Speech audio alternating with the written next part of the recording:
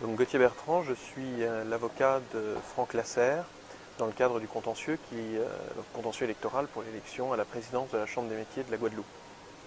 Je reviens aujourd'hui, je suis en Guadeloupe et je suis en mesure d'apporter quelques précisions sur cette procédure. Le tribunal administratif de Basse-Terre, le tribunal de Guadeloupe, a considéré qu'il fallait annuler les élections et avait indiqué que cette annulation était due à des manœuvres qu'il imputait à l'équipe Ensemble pour l'artisanat, conduite par M. Lasserre. Au regard de ce jugement, M. Lasserre avait finalement décidé de se pourvoir devant la Cour administrative d'appel de Bordeaux. Il a relevé appel et la Cour lui a donné raison en ce qu'elle a annulé les élections, certes, mais elle a considéré qu'on ne pouvait pas considérer que c'était l'équipe Ensemble pour l'artisanat qui avait fait ces manœuvres frauduleuses imputées.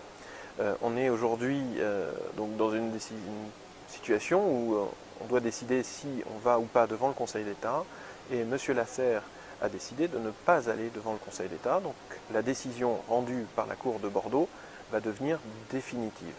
Cette décision, elle a pour corollaire l'instauration d'une commission qui est en place depuis quelques jours, qui va donc assurer l'intérim jusqu'à la réélection de M. Lasserre, ce qui ne fait pas de doute, ce dernier étant confiant dans sa légitimité et dans les résultats de l'élection à venir. La Cour a rejeté notamment les conclusions financières qu'avaient déposées messieurs Vainqueur et Chouan, en estimant qu'on ne pouvait pas considérer que l'équipe Ensemble pour l'artisanat, la liste, était la partie perdante, alors que les deux autres candidats demandaient 3 500 € de condamnation. La Cour administrative d'appel de Bordeaux a rejeté cette demande, montrant bien qu'elle dédouanait effectivement la liste conduite par M. Lasserre.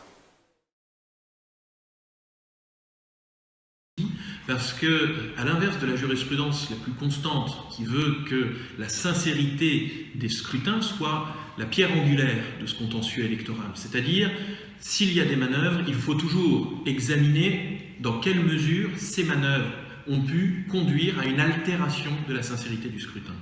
Pour ce faire, on examine habituellement, en termes précisément de manœuvres, le nombre de votes frauduleux, potentiellement frauduleux d'une part, et l'écart des voix.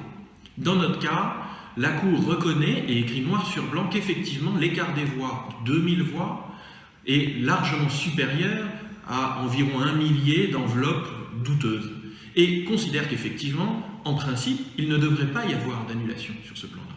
Et pour sauver ce jugement pour autant critiquable, la Cour vient dire oui, mais au moment du dépouillement, 2 des 3 membres de la commission n'étaient pas présents. Mais on peut inverser le raisonnement en disant oui, mais un des membres, et pas le moindre, le président, le représentant du préfet de région, lui, était présent de bout en bout. On nous dit il y a eu des violences, il y a eu un climat délétère, et en même temps, il y avait pourtant dans la salle de dépouillement 30 gendarmes et policiers. Donc, nous dire à la fois il y a un écart des voix important, mais il y a pour autant une altération du scrutin, nous dire il y a eu un dépouillement dans des conditions irrégulières, mais pour autant il y avait des forces de l'ordre qui étaient présentes et le président qui était là, vous voyez, il y a beaucoup d'incohérences qui font que, certes, la Cour maintient l'annulation des élections, mais au prix d'un arrêt non orthodoxe et peu cohérent selon nous.